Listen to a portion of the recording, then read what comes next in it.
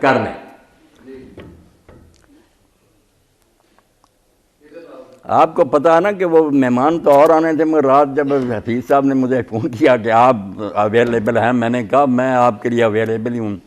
یہ یونیورسٹی دانشگاہ جو ہے میرا اپنا گھر ہے، یہاں بچیاں اور بچے اور استاد جو ہیں میرے لیے قابل احترام ہے، کیونکہ یہ دین کے بارے میں پوچھنا چاہتے ہیں۔ اس سے زیادہ خوش قسمتی میری کیا کہ میں اس خدمت میں حصہ لے سکوں۔ آپ اپنے دلوں سے جھجک دور کریں، آئندہ انشاءاللہ اگر زندگی میں موقع ملا، بچیاں بھی بچے بھی جو جی چاہے نا قرآن پڑھنا شروع کریں۔ کہانیاں کسے یہ ترجمے کی بات آپ نے کی تھی نا، یہ قیامت بھی اس لیے آئی کہ ہمارے ہاں عربی زبان نہیں۔ اب سرکاری اسکول جو انگریزی دور میں وہاں عربی کا ٹیچر سب سے حقیر ہوتا تھا، ایک آدھ بچہ رکھتا تھا، کوئی ملازمت نہیں ملتی تھی۔ ان ظالموں نے تو عربی فارسی کو اور زیادہ ڈیگریڈ کر دیا، حالانکہ ہونا یہ چاہیے تھا اگر ارادے نیک ہوتے کہ پاکستان بنتے ہی انگریزی سے زیادہ عربی زبان سارے مسلمان ملکوں میں لازم ہوتی کہ ہر شخص عربی زبان سیکھے۔ جب وہ خود جانتا ہوگا ترجمہ، اس کو کیا گمراہ کر سکے گا؟ وہ خود ڈکشنری سے دیکھ سکتا کہ یہ ترجمہ صحیح ہے، یہ غلط ہے۔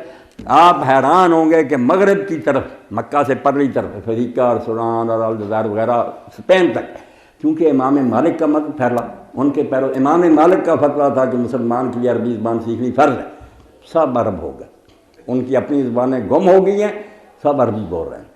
ہمارے چونکہ امام ابو حنیفہ رحمۃ اللہ علیہ کہتے تھے نماز بھی آپ اپنی زبان میں پڑھ سکتے ہیں، چاہے ان کی دلیل کچھ تھی، یہاں عربی کی وہ اہمیت نہیں تھی، اس لیے ہمارے یہاں پنجابی بھی چلتی رہی، سندھی بھی چلتی رہی، چلتی رہتی کوئی بات نہیں، مگر عربی کی وہ قدر نہ ہوئی جو ہونی چاہیے کہ مسلمان کا ہر بچہ عربی زبان سے واقف ہوتا۔ وہ کیوں مولوی کے رحم و کرم پر ہوتا کہ جدھر جی چاہتا کھینچ کے لا جائے، وہ خود فیصلہ کرتا کہ مولوی صاحب گرامر یہ نہیں کہتا، نہ یہ لغت کیسی ہے۔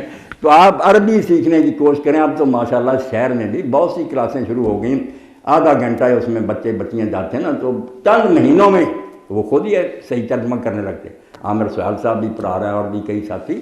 تو ایسے کورسز میں آپ داخلہ لیں، یہ آپ کی ایسی ضرورت ہے دنیا آخرت دونوں کے لیے کہ مسلمان ہونے کی حیثیت سے عربی آنی چاہیے آپ کو، پھر سارے مسئلے حل ہو جائیں۔